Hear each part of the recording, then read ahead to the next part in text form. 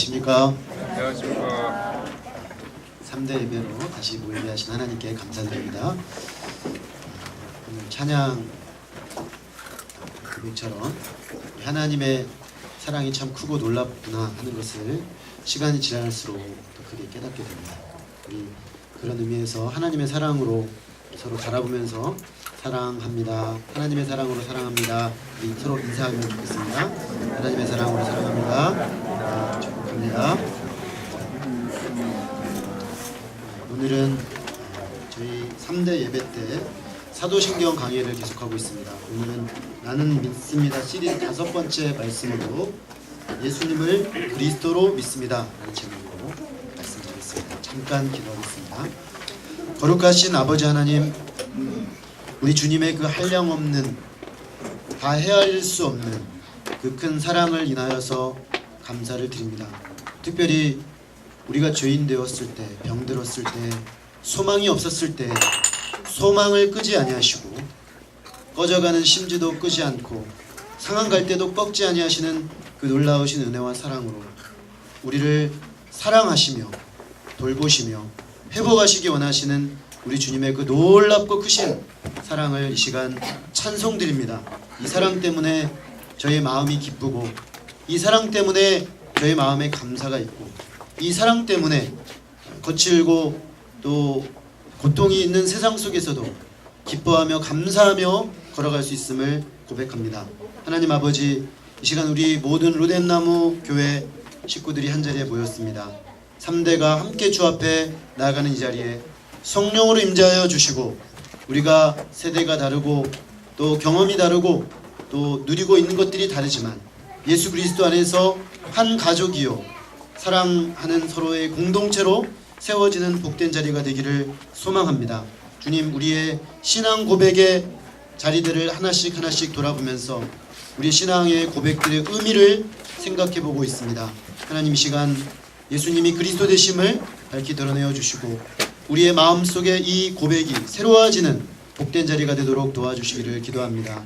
예수 그리스도 이름으로 기도했습니다. 아멘. 읽어주시겠습니다.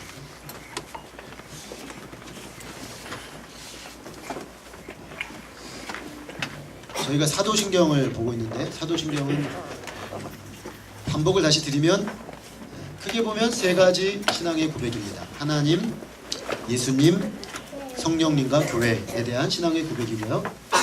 그 중에서 우리는 예수님에 대한 신앙 고백을 지금 살펴보고 있는데, 예수님에 대한 우리의 신앙 고백은 크게 보면 또 두 가지입니다. 첫 번째는 예수님은 누구신가? 두 번째는 예수님은 무슨 일을 하셨는가? 그런데 예수님은 누구신가에 대한 우리의 고백을 보면 네 가지입니다. 예수님, 그리스도, 하나님의 아들, 주라는 고백입니다. 저는 지난달에 우리가 예수라는 고백, 예수님의 이름이 예수라는 이름인 그 이유에 대해서 살펴보았습니다. 오늘은 그 두 번째로서 그리스도라는 그분의 이름에 대해서 과연 그리스도라는 고백이 무엇을 의미하는지 함께 생각해 보려고 합니다. 넘겨주세요. 네. 오늘 본문에 예수님께서 가이사라 빌립보라는 지역으로 가시면서 제자들에게 두 가지 질문을 던지셨습니다. 그 중에 첫 번째 질문은 사람들이 나를 누구라고 하느냐? 이렇게 예수님이 질문하셨습니다. 제자들이 대답을 했습니다. 사람들이 예수님을 어떻게 생각하느냐? 첫 번째 대답이 이 사람이었습니다. 이 사람이 누굴까요? 이게 화면이 좀 그림이 좀 흐려서 그렇지 레오나르도 다빈치가 그린 그림입니다. 아주 명작입니다. 여자같이 보이지만 남자입니다. 네. 세례요한입니다. 세례요한. 네. 세례요한인데 왜 이 사람이 세례요한인가? 잘 보시면 이러고 있죠. 뭐 하고 있는 걸까요? 요가하는 게 아닙니다. 이 명작을 폄하하면 안 됩니다. 두 번째 손가락이거든요. 이건 가르치고 있는 겁니다. 예수님을 가리키고 있는 겁니다. 하늘에 예수님을 가리키고 있는 거고, 잘 안 보이는데 오른손으로 예수님을 가리키고 있고 왼손에는 사실 십자가를 들고 있습니다. 그래서 세례요한이 예수님이 오실 것을 가리키는, 그래서 많은 사람들이 예수님을 가리켜서 목베어 죽임당한, 예수님을 증거하기에 목베어 죽임을 당한 세례 요한이 아니냐라고 대답을 했습니다. 넘겨주세요. 예, 대답 두 번째. 예, 그림 띄워주세요. 예, 이게 또 역시 후지입니다. 누굴까요? 엘리야. 또 하나 띄워주세요. 네, 저 그림은 불이 지금 하늘에서 떨어지고 있죠. 바알 선지자와의 능력 대결에서 하나님의 불의 응답을 기도로 받는 그 엘리야 선지자의 모습이고요. 여기는 이제 엘리야가 불마차를 타고 하늘로 올라가는 그런 장면입니다. 예수님이 많은 병자들을 고치고 또 귀신을 쫓아내고 강력한 능력을 나타내셨기 때문에 예수님에 대해서 당대 많은 사람들이 엘리야가 아닐까라는 생각을 했다는 것입니다. 네, 대답 세 번째. 누굴까요? 네, 저 왼쪽은 홍해가 갈라지는 장면입니다. 모세가 이렇게 손을 들고 있고 갈라진 홍해로 이스라엘 백성이 걸어가고 있는 장면이고요. 오른쪽은 십계명을 들고 있는 모세입니다. 이건 역시 흐려서 그렇지 렘브란트 작품입니다. 렘브란트가 그린 모세의 10개 장면입니다. 사람들은 신명기 17장 18절에 나오는 오시겠다고 한 그 선지자 곧 모세가 아니냐라고 예수님이 생각했다는 것입니다. 사람들의 이런 대답들을 이렇게 종합을 해보면 이렇게 정리를 할 수가 있습니다. 넘겨주시겠어요? 사람들이 생각하는 예수님은 첫 번째, 훌륭한 사람이다. 세례 요한이나 또 엘리야나 또 모세와 같은 역사상 하나님이 쓰신 위대한 하나님의 사람들이다. 또 오늘날 많은 사람들은 그래서 4대 성인 중에 한 사람이다. 치유자다. 의사다. CEO다. 뭐 이런 생각들을 합니다. 또 요즘 워낙에 이 마음이 아픈 사람들이 많기 때문에 심리상담자 예수님이라고 생각하는 사람도 있고요. 따뜻한 위로자, 능력자, 다 각자 예수님에 대해서 이런저런 나름대로의 관점을 가지고 있습니다. 이런 관점들이 다 부분적으로는 다 맞습니다. 왜냐하면 예수님에게 이런 면이 다 있거든요. 치유자의 면도 있고 능력자의 면도 있고 따뜻한 위로자의 면도 있고.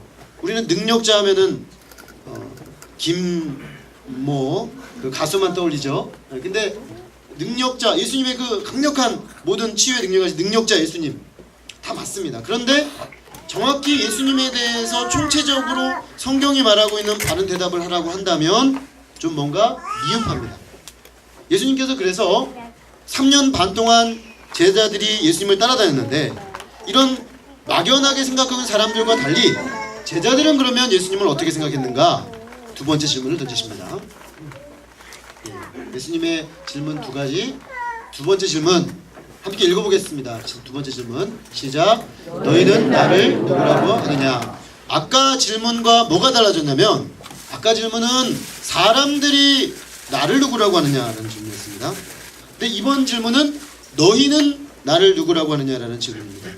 아까 질문은 사람들이 생각하는 좀 멀리서 바라본 막연한 예수님이었다면 너희는 곧 3년 반 동안 예수님과 먹고 자고 함께하고 말씀을 듣고 그의 능력을 보고 그를 따라다녔던 제자들의 예수님에 대한 인식은 어떻게 다르냐라는 질문입니다.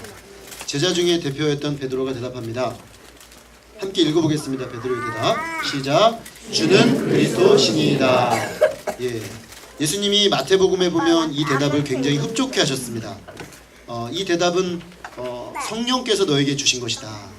굉장히 정답일 뿐만 아니라 성령께서 깨닫게 하신 하나님에 대한 정확한 진단이라는 것입니다.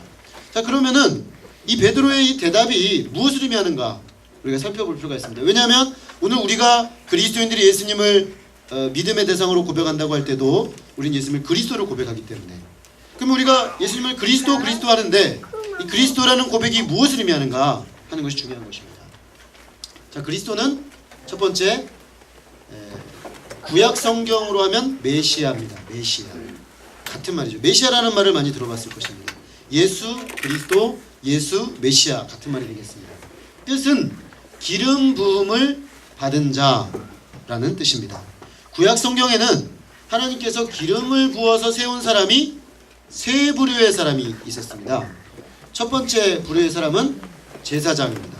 제사장이 지금 옷을 입고 성전에서 봉사할 때 모습입니다. 제사장.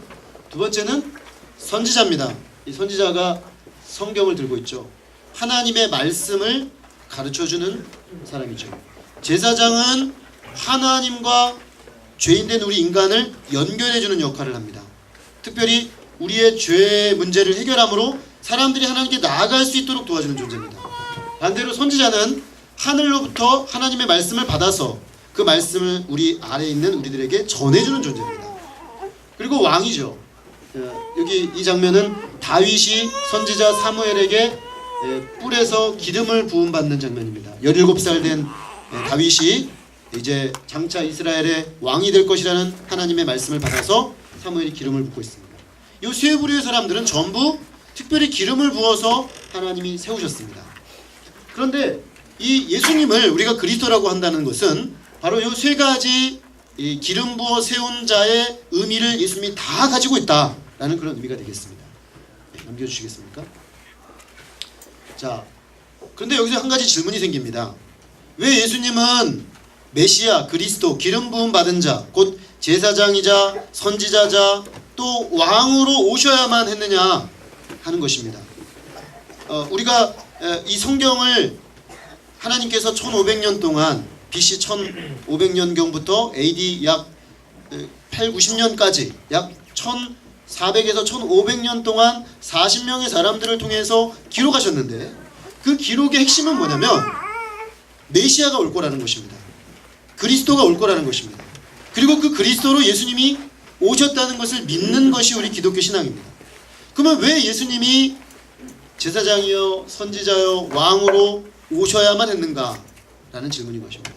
그것에 대해서 성경은 한마디로 죄 때문이다 라고 말합니다. 죄는 헬라어로 하마르티아라고 하는데 이 단어는 관역에서 벗어났다는 말입니다. 다시 말해서 우리 인간이 하나님이 본래 의도해서 하셨던 그 자리에서 벗어나 있다라는 그런 의미입니다. 그래서 이 죄가 우리 사람들 안에 심각한 문제를 불러일으켰는데 크게 보면 세 가지의 문제를 불러일으켰습니다. 첫 번째는 관계를 파괴시켰습니다. 두 번째는 하나님을 아는 지식을 잃어버리게 만들었습니다. 세 번째는 하나님의 다스림을 거부하고 불순종하고 반발하는 존재가 되게 만들었습니다. 이 죄가 일으킨 이 세 가지 문제를 순차적으로 살펴보겠습니다. 첫 번째, 관계 파괴입니다. 넘겨주세요. 관계 파괴. 자, 관계 파괴는 크게 보면 네 가지 측면으로 나타났습니다. 첫 번째, 하나님과 우리 사람 사이의 관계가 파괴됐습니다. 그래서 창세기 3장을 보면 아담이 하나님이 따먹지 말라 한 선악과를 따먹고 난 직후에 하나님이 그를 찾아서 동산을 거니실 때 아담이 하나님을 두려워하여 숨었습니다. 무화과로 자기를 가렸고 너가 어째서 내가 따먹지 말라는 무화과를 먹었냐 그랬을 때 내가 먹고 두려워하여 숨었습니다 라고 말합니다. 즉 하나님 앞에 범죄한 죄의 문제는 관계 단절을 불러일으켰다는 것입니다. 그래서 예전에는 하나님이 너무 좋았습니다. 하나님과 만나고 하나님과 교제하고 다시 말하면 예배하는 자리가 제일 좋아요. 그런데 죄 가운데 있게 된 인간은 하나님과 같이 있는 자리가 불편해지기 시작했습니다. 뭔가 마음이 편하지가 않아요. 그런 상태가 된 것입니다. 그런데 하나님과의 관계 단절로 끝난 것이 아니라 죄는 나와 이웃과의 관계도 단절시켰습니다. 그래서 아담과 하와가 너무나 친밀한 사랑의 관계였는데 아담과 하와가 서로를 비난하는 관계로 책임 전가하고 탓하고 너 때문이야, 네가 나빠, 너가 우리 집의 문제야 라고 말하는 그런 관계로 바뀌어버렸다는 것입니다. 그리고 그게 밖으로 나가면 세상 모든 사람들의 관계를 파괴시켰다는 것입니다. 그리고 주변의 모든 환경, 이 우주 만물과의 관계도 파괴됐습니다. 그래서 환경이 문제가 생겨서 창세기 3장에 보면은 땅이 가시나무와 엉겅퀴를 내서 열심히 땀을 흘리고 피땀을 흘려야만 먹고 살 수 있을 정도로 이 우주 만물이 왜곡되게 되었다는 것입니다. 또 궁극적으로 나 자신과도 분리되게 되었습니다. 그래서 나를 건강하게 사랑할 수가 없어요. 죄로 인해서 내가 미워요. 내가 너무 싫고 내가 너무 감당할 수가 없고, 이런 문제가 다 죄로부터 생겼다는 것입니다. 결과 관계 파괴의 결과 무슨 문제가 생겼냐? No peace. 평화가 없습니다. 사람들의 내면과 삶 속에 평화가 없습니다. 하나님과의 관계도 평화가 없고, 다른 사람과의 관계도 평화가 없고, 나 자신과의 관계도 평화가 없습니다. 이 세상의 문제는 한마디로 하나님과 이웃과 나와 환경과 관계 파괴로 인한 평화의 상실의 문제가 생기게 되었습니다. 다시 말해서 이 세상의 모든 인간은 죄로 인해서 화해와 회복을 인한 평화를 필요로 하는 존재가 되었다는 것입니다. 이것이 죄가 일으킨 첫 번째 문제였습니다. 두 번째 문제는 하나님을 나는이 아니죠. 아는. 제가 타이핑을 잘못했네요. 하나님을 아는 지식의 상실입니다.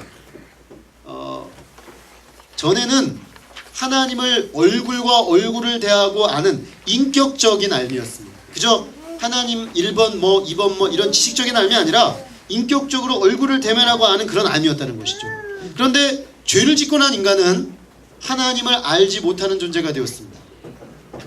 그래서 하나님을 인격적으로 알지 못하는 인간은 파생된 문제가 하나 생겼는데, 그게 뭐냐면 나도 누군지를 알지 못하게 되었어요. 하나님이 누군지를 모르니까 내가 누군지도 몰라요. 하나님이 누군지를 모르고 내가 누군지를 모르니까 왜 사는지를 모릅니다. 내가 왜 만들어졌는지도 모르죠. 내가 어떻게 생겨먹은 존재인지도 모르죠. 내가 무엇을 해야 가장 가치 있는 삶을 사는지도 모릅니다. 그래서 왜 공부하는지 모르고 공부해요. 중간고사 딱 시험 보고 나면 막 며칠 밤새가지고 공부 딱 하고 나서 끝날 때쯤 되면 내가 왜 이 고생을 해야 되지? 이런 생각이 듭니다. 대학 가기 위해서만을 위해서 공부해야 되나? 그게 정말 궁극적으로 내가 공부해야 될 이유냐? 이거가 답이 안 내려지면 계속 힘들어지는 거죠. 직장생활 힘들게 막 빡빡하시게 정말 애써서 일하는데 월급 딱 받을 땐 좋지만 일주일 안 가잖아요. 그 기쁨이. 근데 요즘은 또 통장으로 들어오지 않습니까, 월급이? 그래서 예전에는 봉투를 받아오는 그 기쁨이 있었다고 그러더라고요. 근데 지금은 들어오는지 안 들어오는지도 몰라요. 내가 왜 이래야 되는지, 내가 왜 이렇게 피땀 흘리며 살아야 되는지 이유를 알지 못합니다. 왜 돈을 벌어야 되는지, 내가 왜 살아야 되는지 알지를 못합니다. 그 사람들이 스스로 자기 삶의 의미를 깨닫지 못해서 자기 목숨을 끊고 막 자살하고 그런 일들이 일어나요. 왜냐하면 모르니까, 왜 사는지를 모르니까. 아무도 이거에 대해 대답해주지 않습니다. 그래서 결국 어디로 가야 될지 알지 못합니다. 내가 누군지, 내가 왜 살아야 되는지, 어떻게 살아야 하는지를 알지 못하기 때문에 끊임없이 결국 인생은 의미를 잃어버리고 방향감각을 상실하고 방황하는 존재가 되었다는 것입니다. 왜 인생은 의미와 방향감각을 상실하고 방황하게 되었는가? 죄 때문이라는 것입니다. 죄로 인한 영적인 무지가 이런 문제를 불러일으켰다는 것입니다.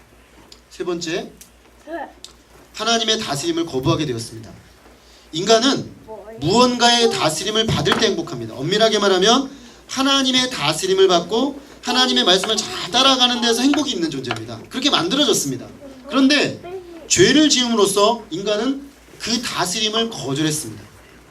그래서 내 마음대로 살려고 합니다.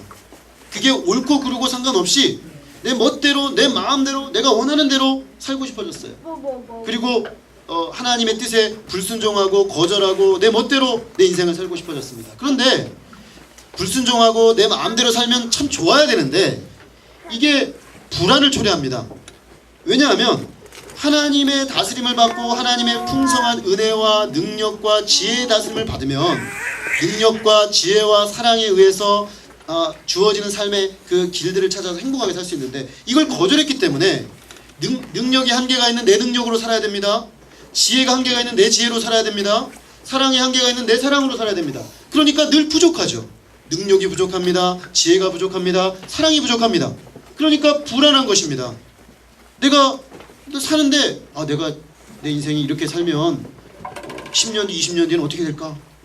하나님의 다스림을 충만히 다스리면은, 믿음으로 살면은 그런 불안이 없는데 하나님의 다스림을 거절하고 내 힘으로, 내 능력으로, 내 지혜로, 내 사랑으로 살려고 하니까 한계에 부딪힙니다.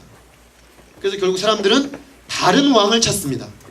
하나님의 다스림은 거절하고 다른 왕, 사람이죠, 사람. 자기 자신 또는 능력 있어 보이는 어떤 사람, 요즘은 돈이죠, 돈. 돈이 우리의 왕이 되었습니다. 우리 청소년들은 컴퓨터 게임, 그죠? 가서 그냥 내 마음대로 지배할 수 있는 그 세계. 내가 다스리는 것 같은데 나중에 보면 컴퓨터 게임이 날 다스리고 있죠. 3시간, 4시간 시험 기간인데도 막 시간이 막 가요. 공부는 30분 하고 앉아있으면 4시간 간 것 같은데 이상하죠. 게임은 4시간 해도 10분 간 것 같아요. 그게 뭘 의미하냐면 다스림 받고 있다는 거죠. 내가 처음엔 내가 다스린 건데 내가 클릭을 했는데 나중에 보면 게임이 날 클릭하고 있어요. 게임이 클릭한 대로 내가 움직이고 있어요. 결국 문제가 뭐냐면 하나님의 다스림을 거절한 사람들은 마땅히 다스림 받아야 될 대상이 아닌 잘못된 것들에 다스림 받는 종이 되어버렸다는 것입니다. 이것이 바로 죄가 불러일으킨 문제였습니다. 3가지 문제: 관계의 파괴, 지식의 상실, 다스림을 거부함. 이 죄의 문제가 인생의 근본적인 문제로 대두되고 말았다는 것입니다. 네, 넘겨주세요. 자, 결국 예수님이 왜 오셔야 했는가? 그것도 왜 예수님은 기름 부음을 받은 자 그리스도 메시아로 오셔야 했는가? 오늘 이 죄 문제가 설명해주고 있습니다. 그래서 예수님은 이 3가지 문제를 순차적으로 다 해결하셨습니다. 첫 번째, 예수님은 대제사장이 되셨습니다. 대제사장은 하나님과 우리 사이의 죄 문제를 해결하기 위해서 제물을 드리고 피를 흘리고 성소로 들어가서 하나님과 우리 사이의 관계를 회복하는 존재입니다. 즉 대제사장은 다리를 놓는 사람입니다. 브릿지 빌더. 이쪽과 저쪽이 관계가 끊어져 있는데 다리를 연결해서 하나님이 우리에게 올 수 있도록 또 우리가 하나님께 갈 수 있도록 다리를 놓아주시는 분이라는 것입니다. 구약 성경에 보면은 제사장이 하는 일을 보면은 백성들이 이 성소나 성막에 입구로 이렇게 들어오면 맨 앞에 있는 것이 뭐냐면 번제단입니다. 번제단 앞에서 뭘 하냐면 사람들이 끌고 온 자기 죄를 대속하기 위해서 끌고 온 짐승을 데리고 제사장 앞에 옵니다. 그러면 제사장이 그 짐승의 머리에 손을 얹도록 합니다. 이걸 통해서 내 죄를 이 짐승에게 전가시킵니다. 전가시킨다는 것은 내 건데 짐승에게로 덮어 씌운다는 것이죠. 그리고 잡습니다. 그 자리에서 찔러서 잡고 피를 쏟고 가죽을 벗기고 떠서 번제해서 태워서 하나님께 드립니다. 이렇게 죄를 씻는 의식을 하고 나면 제사장은 물두멍에서 손을 씻습니다. 그리고 나서 제사장들만 들어갈 수 있는 성소로 들어갑니다. 성소로 들어가서 향에 불을 피우고 떡을 놓고 그 다음에 향단에서 향을 피웁니다. 이걸 통해서 제사장은 죄인된 인간들이 하나님께 나아갈 수 있도록 중재 역할을 하는 것입니다. 그리고 1년에 한 번 대제사장이 속죄 양의 피를 가지고 두렵고 떨림으로 지성소로 들어갑니다. 지성소에 들어가면 언약궤가 놓여져 있고 언약궤 위에는 이렇게 날개 모양으로 된 천사의 모습을 한 그룹이 있고 그 그룹이 있는 곳 바로 거기에 시은좌 하나님의 은혜를 베푼다고 하는 속죄소가 있습니다. 거기에 짐승의 피를 바릅니다. 그때 하나님께서 이스라엘 백성의 모든 죄를 용서해 주시고 그곳에 임재하시고 그들과 함께 해주시는 것입니다. 다시 말해서 죄로 인한 관계의 파괴가 회복되는 것입니다. 구약시대는 이렇게 복잡한 방법, 복잡한 절차를 거쳐서 하나님과 죄인된 인간이 만날 수 있도록 하나님 하셨다는 것입니다. 죄인이 하나님을 만나는 건 결코 쉬운 일이 아니었습니다. 오늘날 우리는 예수 그리스도를 통해서 그가 제물이 되셨죠. 그가 대제사장이 되셨죠. 제물이 되시고 대제사장이 되시고 성전이 되셔서 십자가의 죽으심으로 우리가 하나님 앞에 나아갈 수 있도록 다시 하면 하나님을 만날 수 있도록 하셨다는 것입니다. 그래서 예수님은 우리 가운데 오신 장막이시고 예수님은 우리 가운데 오신 대제사장이시고 예수님은 우리의 죄를 위해 죽으신 제물이 되십니다. 그러므로 우리가 이 예수님을 믿는다고 했을 때는 대제사장이신 예수님을 믿는 것입니다. 그리고 그 대제사장 되신 예수님을 믿을 때 우리는 두려움 없이 평화와 만족과 감사로 주님과 교제하는 삶을 살게 되었다는 것입니다. 이것이 바로 죄 문제의 제사장으로 첫 번째 해결입니다. 두 번째 넘겨주세요. 네, 예수님이 선지자로서 또 제 문제를 해결하십니다. 아까 두 번째 문제는 영적인 무지라고 했습니다. 사람들이 하나님을 알지를 못합니다. 그래서 사람들은 종교를 만들어냈습니다. 나름대로 하나님을 더듬어 알기 위해서. 그래서 모든 인간은 종교적 존재입니다. 심지어 교회를 안 다니고 신이 없다고 말하는 사람도 종교성이 있습니다. 그렇게 생각하는 종교죠. 그러니까 모든 사람은 다 어떤 하나님을 더듬어서 자기 나름대로 만드는데, 문제는 이게 근거가 없다는 것이죠. 자기 생각과 자기 경험과 그거에 기초해서 주어지는 지식이라는 것입니다. 우리가 하나님을 바로 알려면 방법은 하나밖에 없습니다. 하나님이 우리에게 자신을 알리셔야만 합니다. 우리는 피조물이고 우리는 죄인이기 때문에 하나님을 알 수가 없습니다. 방법은 하나님이 자신을 알려주셔야 됩니다. 다행히 하나님은 자신을 알려주셨습니다. 그것을 계시라고 합니다. 그리고 그 계시의 가장 중심에 뭐가 있냐면 성경이 있습니다. 우리가 성경을 펼쳐서 성경을 쭉 읽다 보면 이 계시의 중심은 예수 그리스도라는 것을 발견하게 됩니다. 하나님이 자기에 대한 지식을 주셨는데 그 자기 지식의 가장 결정적인 존재로 예수님을 보냈습니다. 그래서 우리는 예수님을 알게 되면, 성경을 통해 예수님을 알게 되면 하나님의 성품이 어떤지 알게 됩니다. 하나님의 마음이 어떤지를 알게 됩니다. 하나님의 계획이 어떤지를 알게 됩니다. 우리가 오늘 저는 기도하면서 또 찬양을 들으면서 반복해서 우리 장로님도 기도하실 때 상한 갈대를 꺾지 아니하시고 꺼져가는 심지를 끄지 아니하시는 하나님에 대해서 기도하셨고, 우리 찬양대에서도 공교롭게 그런 노래를 했는데, 마태복음에 보면 예수님은 병자들을 참 사랑하세요. 그 눈먼 자, 저는 자, 고통하는 자들을 너무나 불쌍히 여기세요. 세상은 어떻습니까? 병들고 연약하고 별로 좀 시원치 않아 보이면 상대를 안 해줍니다. 세상은 왕따를 시킵니다. 온전하고 멋지고 능력 있고 깨끗하고 잘생기고 예쁜 사람들만 칭송합니다. 그래서 세상에는 병들고 연약한 자들은 꺾어버리죠. 그냥 밀어버리죠. 근데요, 성경을 한번 보십시오. 마태복음, 마가복음, 누가복음, 요한복음을 보십시오. 예수님은 약자들, 병자들, 죄인들, 소망 없는 자들, 가장자리로 밀려난 사람들을 찾아가십니다. 그리고 병자들을 고쳐주시고 약자들의 손을 잡아주시고 실패자의 손을 잡아 일으켜주십니다. 죽은 자를 살리십니다. 그걸 통해 우리는 깨닫는 거죠. 아, 하나님은 약자를 사랑하시는 분이구나. 아, 하나님은 죄인을 사랑하시는 분이구나. 아, 하나님은 실패자라고 버려두지 아니하시는 분이구나. 하나님을 알게 되는 것이죠.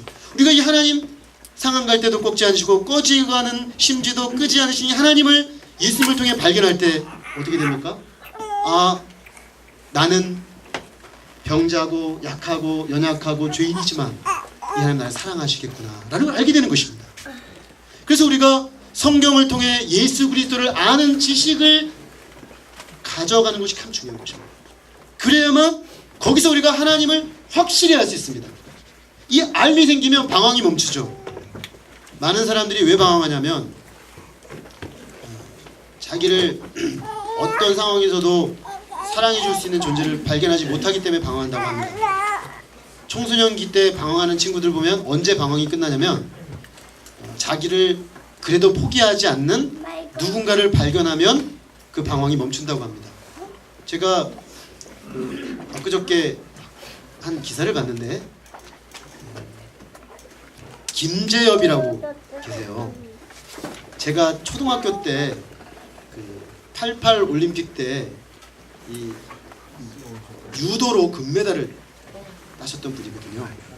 근데 이분이 잘 나가시다가 완전히 파산을 하셔가지고 노숙자가 되셨답니다. 노숙자. 결혼도 실패하고 이혼하고 노숙자가 돼서 완전히 진짜 인생을 거의 포기하고 자살 시도까지 하고 막 그렇게 됐었다고 합니다. 그런데 이분이 방송에 지금 다시 나와서 회복된 이야기를 하시는데 지금 어느 대학 교수세요. 회복이 되셔가지고. 물론 유도학 교수겠죠. 근데 이분이 어떻게 회복이 됐는가 제가 가만히 얘기를 들어봤더니 어머니 때문에 회복됐대요. 어머니가 자기를 끝까지 포기하지 않으신 거예요. 결혼도 실패하고 자식들도 없고 사실은 유독에서도 퇴출당했어요. 이분이 문제 제기를 잘못해가지고 유독에도 퇴출당하고 쉽게 말하면 가정도 깨지고 다 포기했는데 그래도 이 드넓은 우주에 딱 한 분 어머니는 자기를 포기하지 않았다는 그 사실 때문에 다시 시작할 수 있었다는 겁니다. 그런 거죠. 방황이 끝난 거죠. 왜 방황합니까? 하나님이 나를 사랑하시고 계시다라는 거. 이 천지 만물을 지으신 그 하나님이 나의 연약함과 죄와 허물에도 불구하고 나를 사랑하신다. 이 알미 없기 때문에 방황하는 것입니다. 우리는 예수 그리스도께 가면 이 알미 회복됩니다. 아, 하나님이 이렇게 사랑하시는구나. 하나님 우리를 이렇게 돌보시는구나. 그러면 하나님의 사랑에 대해서 알게 되면 어떤 일이 벌어지는가? 두려움이 멈춥니다. 막 두렵잖아요. 아무도 나를 사랑하지 않는 것 같고 아무도 세상에 내 편이 아닌 것 같고 나는 실패자인 것 같고 나는 밀려난 것 같고 나는 세상에 아무런 소망도 없는 정말 만물의 찌꺼기 같은 존재라고 생각해서 두렵습니다. 내가 어떻게 세상을 살 수 있을까? 그러나 우리는 예수님을 통해서 예수님이 알려주신 하나님의 그 풍성한 사랑을 통해서 우리는 두려워하지 않게 되는 것입니다. 그리고 확신이 생깁니다. 아, 이 주님과 함께 내가 사는 날 동안 하나님의 사랑으로 확신 있게 걸어갈 수 있겠구나. 감사합니다. 그러면서 비록 내가 연약하고 내가 부족하지만 이 주님의 사랑으로 넉넉히 이기는 삶을 살 수 있겠구나. 확신할 수 있게 되는 것입니다. 이것이 예수님이 선지자 되신다는 겁니다. 세 번째, 예수님은 왕이십니다. 예수님이 오셔서 이 땅에 오셔서 하신 일을 여러 가지로 얘기할 수 있는데 한마디로 말하면 온전히 순종하셨다는 것입니다. 예수님은 모든 하나님의 자신에 대한 예언의 말씀을 다 이루셨습니다. 그리고 아담 이래로 모든 인간들이 하나님의 말씀을 지키지 못하고 실패하고 때로는 반발하고 불순종했던 것들에 대해서 100% 순종하셨습니다. 그래서 예수님이 십자가에 돌아가실 때 하셨던 7마디 중에 요한복음에는 아주 인상적인 말씀을 하고 있습니다. 예수님이 십자가에서 이렇게 말씀하셨습니다. 다 이루었다.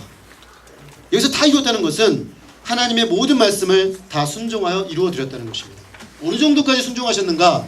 십자가에 죽기까지 순종하셨습니다. 그래서 우리가 이 예수님을 영접하게 되면 우리의 하나님의 다스림을 받아들일 수 있게 됩니다. 이게 우리의 본성으로는 안 됩니다. 우리의 죄악된 본성으로는 하나님의 다스림을 받는 게 싫습니다. 할 수도 없습니다. 하나님의 법대로 살 수도 없고 하려고 하지도 않는 것이 인간의 문제의 본질입니다.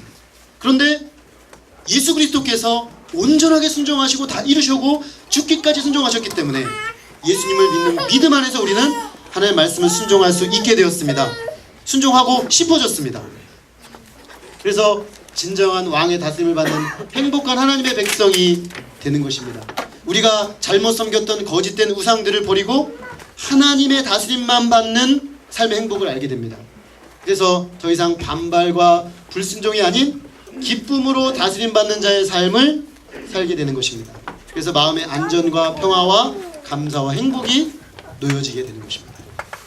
우리가 예수님을 그리스도로 고백한다는 것은 이처럼 대제사장이요 선지자요 왕으로 오셔서 우리의 죄의 모든 문제들을 해결하신 예수님 안에서 하나님이 공급하신 그 구원의 복음을 받음으로 하나님의 선물을 누리게 되었다는 그런 의미입니다. 네, 넘겨주세요. 그래서 제가 이걸 적용을 좀 해보면 좋겠습니다. 적용을 하고 마치겠습니다. 우리가 예수님이 나의 그리스도십니다. 매주 우리가 사도신경에 고백합니다. 유아부 예배 때도 고백할 것이고 초등부 예배도 고백할 것이고 중고등부 예배도 고백하고 우리 어른 예배도 고백하는데 우리가 이렇게 고백할 때 이 고백의 의미가 무엇이냐 하는 것입니다. 첫 번째로 우리 유아들 손 들어보세요. 자기가 유아인 사람, 초등학교 아직 안 간 친구들. 우리 인성이가 뻗쩍 들어. 초등학교 안 간 친구들 많죠. 여기 잘 들으세요. 지금까지 못 들었어도 요건 제대로 들어야 돼요. 네. 자, 특별히 제가 생각할 때 우리 유아들은 예수님을 그리스도로 고백한다는 것은 선지자 되신 예수님을 깊이 고백하는 것이 의미가 있겠다 생각이 듭니다. 왜냐? 우리가 유아기에 제일 중요한 게 뭘까요? 배우는 겁니다. 배우는 거. 가르쳐 주신 대로 쫙쫙 받아들이는 배움이 중요해요. 잘 배워야 돼요. 엄마가 가르쳐준 대로, 우리 인성이 아빠가 가르쳐준 대로 배워야 돼요. 응? 끄덕끄덕하고 있어요. 네, 잘 배워야 돼요. 이 시기는 배워야 되는 시기입니다. 근데 뭘 배울 거냐? 예수님을 배우는 겁니다. 예수님이 어떤 분인지 배웁니다. 그러면 예수님을 배우다 보면 하나님이 어떤 분인지 알게 됩니다. 하나님은 참 좋은 분입니다. 선하신 분이에요. 하나님은 참 사랑이 많으신 분이에요. 하나님 참 거룩하신 분이에요. 이렇게 하나님의 중요한 부분들을 배워가는 것입니다. 그리고 그 하나님을 배워가다 보면요, 나를 알게 됩니다. 하나님이 나를 사랑하세요. 하나님이 나를 좋게 만드셨어요. 이게 중요한 것이죠. 우리 유아들 옆에 계신 분들 지금 그 얘기 좀 해주십시오. 하나님이 너를 사랑하신단다. 우리 어른들 한번 고백해 주실까요? 우리 아이들에게 하나님이 너희를 사랑하신단다. 예, 어른들 같이 한번 해보겠습니다. 시작. 하나님이 너희를 사랑하신단다. 하나님은 너희를 선하게 만드셨단다. 하나님이 너희를 선하게 만드셨단다. 이거 매일매일 얘기해 주셔야 됩니다. 왜냐하면 이거 성경에서 예수님을 통해 하나님 우리에게 계시해 주신 것이고, 그냥 하는 말이 아니라 하나님의 말씀, 예수 그리스도의 계시를 통해서 확증된 것입니다. 그러니까 매일매일 얘기해 주셔야 됩니다. 하나님은 너희를 사랑하신단다. 하나님 너희를 선하게 만드셨단다. 하나님 너에게 선한 계획을 가지고 계시단다. 이 사실을 우리가 고백하는 것입니다. 두 번째로 초등생들, 네, 아주 흥미없는 얼굴로 저를 계속 쳐다보고 있는데, 그죠? 흥미가 없죠. 네, 이게 버티고 앉아있는 게 대단한 거죠, 그죠? 그렇지만 그리스도 대신 예수님을 우리가 고백한다 할 때, 우리 초등생들은 제가 생각할 때는 대제사장 대신 예수님을 많이 생각하면 좋겠어요. 왜냐? 하나님과의 관계를 회복시키시는 분이에요, 예수님은. 근데 하나님과 관계가 회복되면 형과의 관계, 누나와의 관계, 동생과의 관계, 친구와의 관계가 회복됩니다. 우리 초등생들 보면 가끔씩 서로 사이가 안 좋죠, 그죠? 네.